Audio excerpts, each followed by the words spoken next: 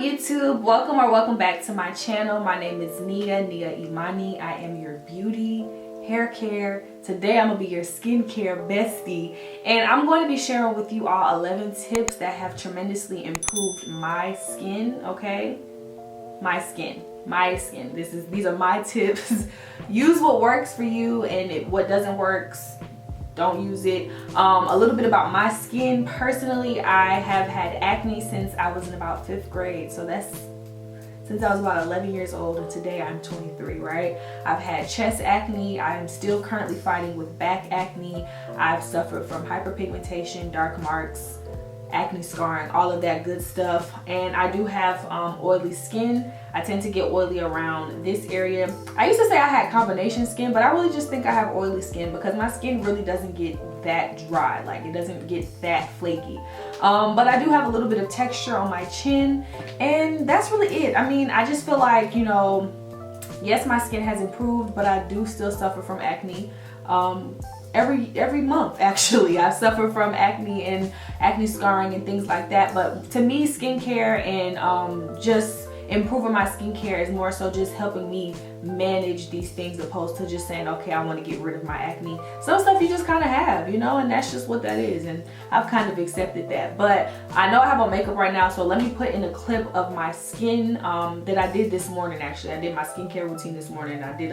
I'll show y'all a clip of what my skin looks like now, as of today. But I'm also going to show you all some pictures of my skin when I'm having like some flare-ups, or I'm just suffering from some very severe hyperpigmentation. So I want to show you all some of the things that I've been experiencing as of lately, and just basically what my skin looks like. But without further ado, I'm going to let you know my 11 tips that have helped to improve my skincare. So number 1 is the 60-second rule. So actually, I was introduced to this rule through YouTube from the LA beautologist, and she actually coined this term, which is the 60-second rule. And basically, that's when you go in with your favorite cleanser and you just use your fingers that God gave you, and you are going to clean your skin for 60 seconds, right? I know a lot of you out there probably just do a little pump of your little cleanser, your Neutrogena, your St. Ives. I know y'all still using that apricot scrub. Please let it go. I know y'all out there still doing that. Y'all probably just put a little bit, wash your face for 2 seconds, and then rinse. That's not enough. You do not get in the tub and take a bath for 2 seconds. So do not wash your face for 2 seconds. 60 seconds with a very gentle, non-stripping, but deep cleansing, clarifying cleanser is going to do you good, right? And that is what has helped my skin tremendously. In the past, if you do look on my channel, you will see me using the Clarisonic and some other face brushes, but I've kind of let those go when it comes to my skin. One, because I've heard that those brushes actually hold a lot of bacteria in them. I mean, for me personally, mine didn't get dirty because I would change my head every 2 to 3 months just to make sure that it wasn't becoming nasty, and I will also really wash it thoroughly. But yeah, 1, because apparently they hold a lot of bacteria, and 2, because that can become very that can start to over exfoliate the skin, which can then lead to damaging your moisture barrier, number 1, and number 2, which can also lead to just basically your skin just becoming so dry, flaky, and we don't want that, right? So using your fingers, your favorite cleanser, to wash your skin for 60 seconds is going to get the job done. Some of my favorite cleansers are the Tula cleanser, the CeraVe Essay cleanser. I also like to use the Klur cleanser, Gentle Matter. I just recently purchased it and I'm already loving it a lot.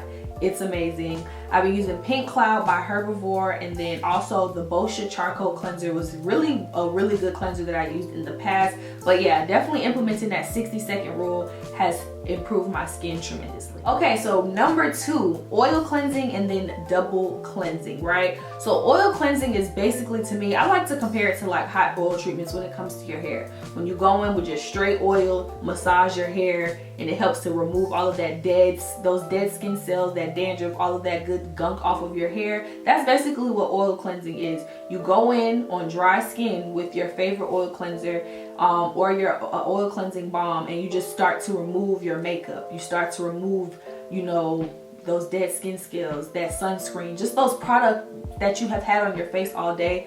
that is what oil cleansing is. It's basically going to be a deep cleanse into the pores and just kind of unclog them with oil, right? Some of my favorite oil cleansers I would say are from DHC, the Pharmacy Oil Cleansing Balms. I just started using Glow Recipes Oil Cleansing Balm, and then I was also using Kopari's Oil Cleanse. But basically, you're gonna go in on dry skin, you're gonna take your oil, then you're gonna rinse it off, and then you're going to double cleanse with your cleanser, your favorite cleanser that you use, right? This is important. You can't just put that oil on your skin and be like, all right, I'm going to bed. That's not enough. You're gonna go in with your oil cleanser, and then you're gonna follow up with your actual traditional cleanser. Stop using makeup wipes. We don't use makeup wipes anymore. We oil cleanse, okay? That is the proper way to remove your makeup, is with an oil cleanse. So make sure that that is something that you start to implement into your skin. I promise you, you are going to see a tremendous difference in your skin. And even if you don't have on makeup or have on sunscreen or all of that product buildup, you will also see when you oil cleanse, you're really going to unclog those pores, and you're going to start to see you're going to start to see stuff on your hands like, wow, this was in my skin. Yes, it was in your skin. So really, if you feel like your pores are congested, and if you feel like your pores are clogged, and if you feel like your pores are clogged, it definitely might be time for you to implement an oil cleanse into your regimen. So number 3, BHAs, which stands for beta hydroxy acids, as well as AHAs, which stands for alpha hydroxy acids. These are your friends, but they are your friends in moderation, right? These are friends you see casually. You don't see them every day. I mean, you don't see them every day. You see them every other day, okay? That's what this is, right? You don't want to use these type of acids or chemicals on your face every single day or so frequently, because they can cause your skin to dry out. So let's rewind a little bit. What are BHAs? What are AHAs, right? So hydroxy acids, well, let's call them that today. They're hydroxy acids are basically chemicals that are naturally derived from like willow bark and sugar cane, and just they're found naturally. You know, they're not just like chemicals that they just dug up in the mine, but basically these are going to be chemicals that are going to help to safely exfoliate your skin, as well as help to remove dead skin cells, while also, I would say, helping to alleviate the appearance of dark marks, hyperpigmentation, and they also help to smoothen, tighten, as well as firm up the skin. So when we're talking about BHAs, or beta hydroxy acid, these are going to be acids that are oil soluble, meaning that they are more so beneficial for people who have oily skin, right? So salicylic acid is probably one of the most common beta hydroxy acids that you might know of, and the reason that this is a very well known, and honestly it's probably one of the most studied BHAs, is because it is known to really get down into the pores and help to dissolve all of those clogged pores and all that oil that might be found in those pores. So a lot of times this is an acid that you would see for people, or in a regimen for people who might suffer from acne, because a lot of times acne is just build up in the pore and clogged pores at that, of just oils, dirt, and debris. So salicylic acid really gets deep into those pores and helps to, you know, unclog them and remove all of that gunk. And then next we have AHAs, which are alpha hydroxy acids, and they are water soluble, and these are going to be acids that are beneficial to people who have dry skin. So glycolic acid might be one of the ones that you all might know about, and this is going to be beneficial for dry skin because it draws moisture into the skin, and then it's also going to help to prevent with water loss. But when it comes to BHAs, when it comes to AHAs, there's a lot of them out there. I would definitely say do your due diligence and do your research, but also take your ass to an esthetician and see what they have to say, right? Because I am not an esthetician. I am not an expert when it comes to skincare.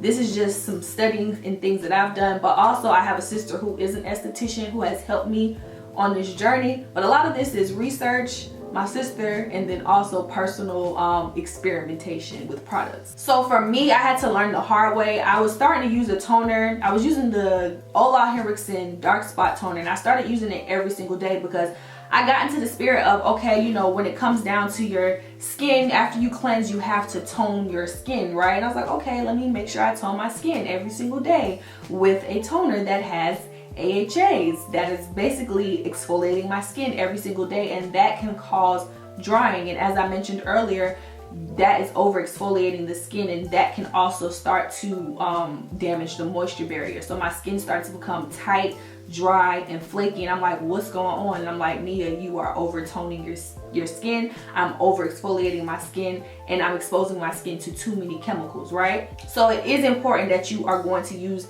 these chemicals in moderation. You want to use them at least 2 to 3 times a week. You're not going to tone or use these types of chemicals on your face every single day. 2 to 3 times a week.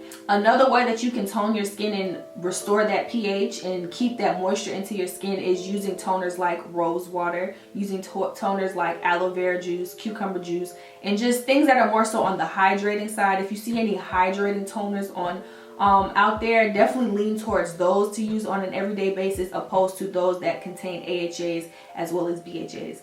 But because these are still good acids and have honestly helped my skin like tremendously when it comes to my dark marks and my hyperpigmentations, like implementing AHAs and BHAs has literally changed the game when it's come to my skin. I've been using the Paula's Choice 2% BHA liquid exfoliant as well as the Ole Henriksen dark spot toner. But again, these are things that you want to use in moderation.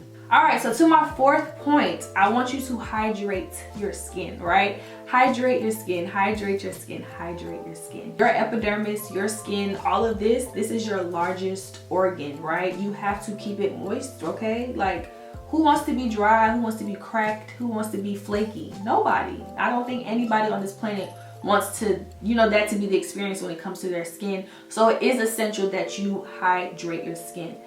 As I mentioned earlier, I have oily skin. So for the longest, I used to think that, oh, I don't need that much moisturizer. I don't need that much oil, that cream. Actually, I need a lot of that, right? Because when you have oily skin, that is your skin overproducing and overcompensating and saying, hey, I'm actually very much thirsty. And since you won't give me what I need, I'm gonna make the body overwork itself and make it more oily. So instead of making my skin do all of that extra work, I like to go in with some juicy moisturizers, as I like to call it, which are really going to be water-based, hydrating as hell moisturizers. And a lot of the moisturizers that I like to use actually contain hyaluronic acid. And hyaluronic acid is actually found naturally within the body, but it is a compound or an acid that can also be found in products that will keep your skin nice and plump as well as hydrated. So number one way to keep your skin hydrated, I know all the skincare gurus and people online always tell you drink your water, drink your water, drink your water, but that is very true. You want to make sure and ensure that your actual body and your internal organs are hydrated. That's number one.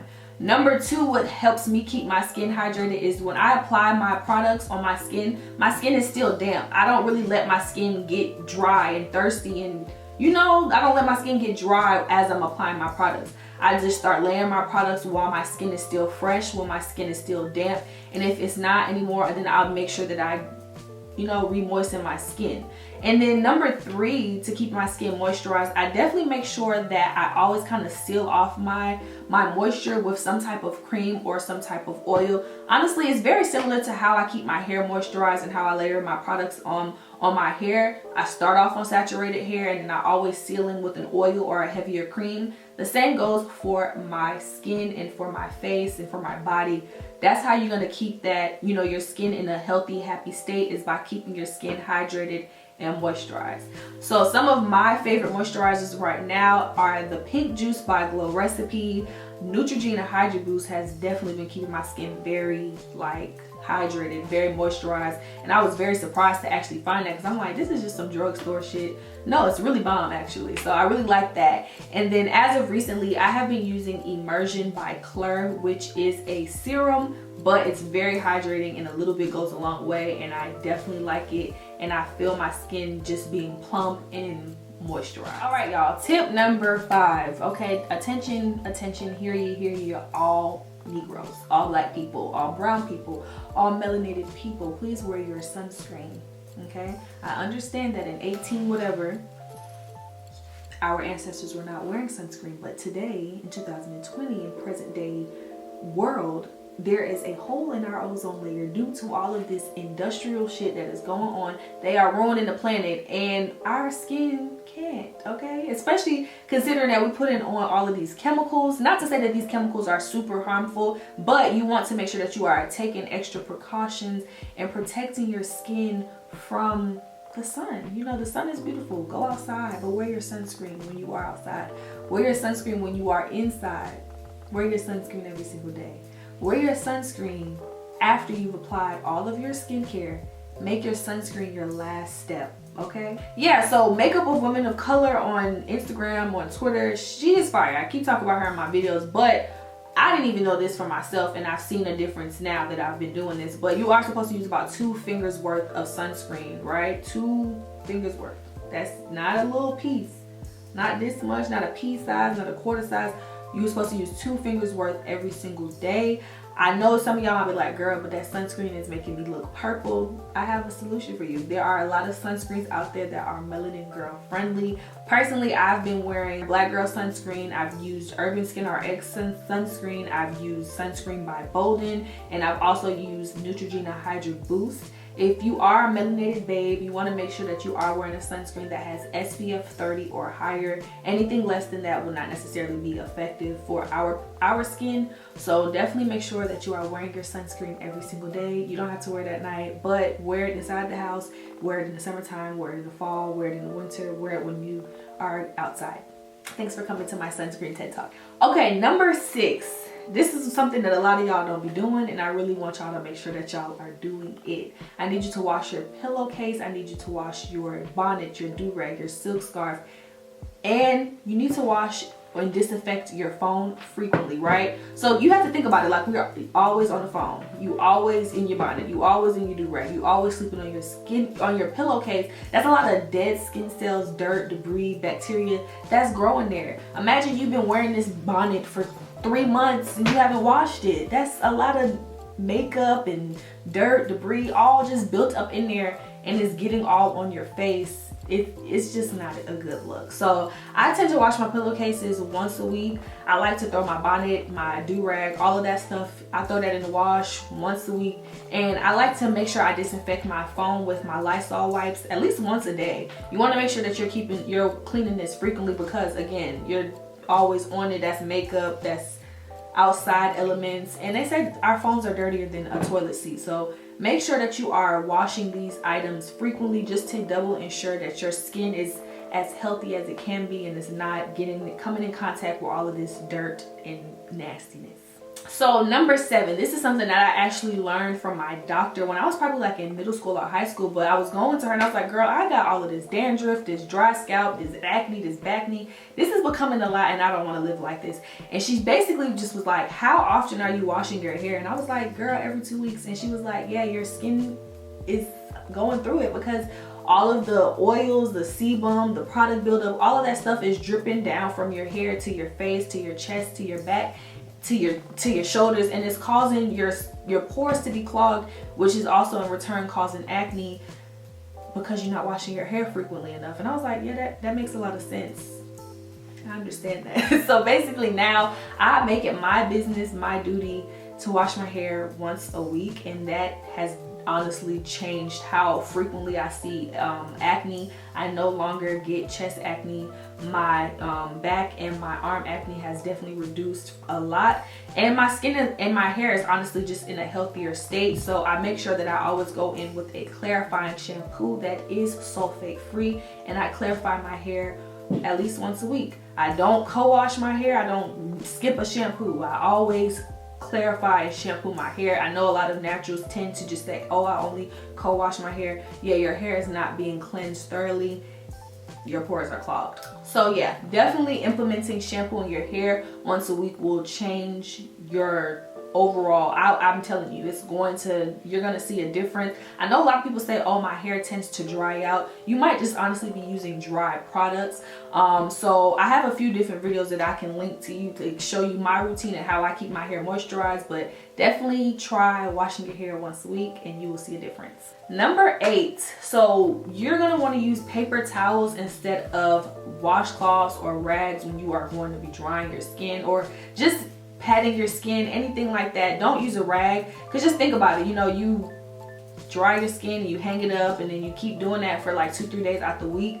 that's a lot of bacteria that's potentially growing on those rags, and it's just not very hygienic. When you use a paper towel, that's a one-time use, and you can just throw it away instead of just having to think about all of the dirt and debris and bacteria that rag might run into. Just use paper towels instead. Number 9, and this is very hard for me because I feel like I like scabs and I like picking at stuff that I have no business picking at, but I've really had to learn to stop picking at my breakouts, to stop trying to pop pimples, and just kind of just leave those things alone. Doing this can honestly cause them to get infected and continue to irritate the skin and slow down that healing process. I also noticed that when I keep my skin hydrated and when I layer up my products and just kind of leave my bumps alone, they kind of go away, or you know, like it heals itself. So just try to alleviate or try to reduce the amount of you picking at your scabs, and just leave your skin alone. Just don't bother it. Leave it alone. Let it do its thing. Let it heal naturally. Even if you do extract the pimple yourself, just let it. Don't bother it. Don't pick at it. Let it be.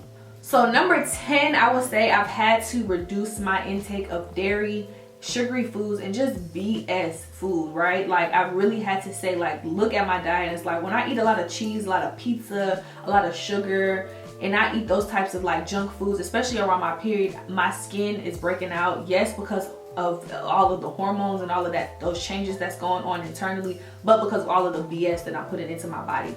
I have really cut down my intake of dairy. I definitely can cut down some more, but dairy causes a lot of mucus buildup within the body, which can then in turn cause a lot of problems and a lot of acne within the body. So reducing my dairy intake has definitely improved my skin's overall health and definitely has cut down on breakouts. But just kind of watching what you eat. I'm not the person that's gonna sit here and tell you don't have a good time, because I'm a girl that likes to have a good time when it comes down to my meals. But you definitely want to watch what you're eating, and if you can cut back on sugary and dairy foods, definitely try to cut some corners where you can if you notice that you are experiencing a lot of acne, especially within these areas and on your forehead.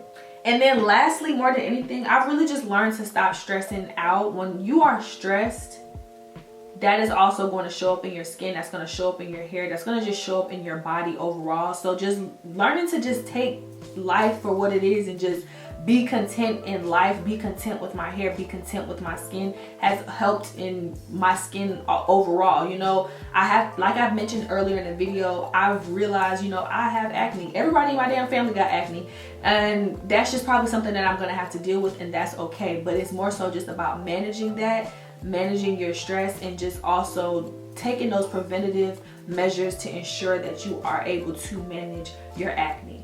But yeah, that's it. I do not want this video to be super long at all. I just wanted to give you all my 11 tips on how I have improved my overall skin. If you have any tips or if you have anything to correct me on, please be sure to do so in the comments. I hope that you all enjoyed this video, and I hope that you all are having a prosperous skincare journey. Just love your skin, love yourself. You are beautiful. It doesn't matter if you have a breakout. It doesn't matter if you have all of these dark marks and pimples. It's okay. You know, it's okay. This is who you are. Embrace it, manage it, embrace it, but just love yourself through all of the ways that you come. You don't have to have perfect clear skin. I don't even know what that is.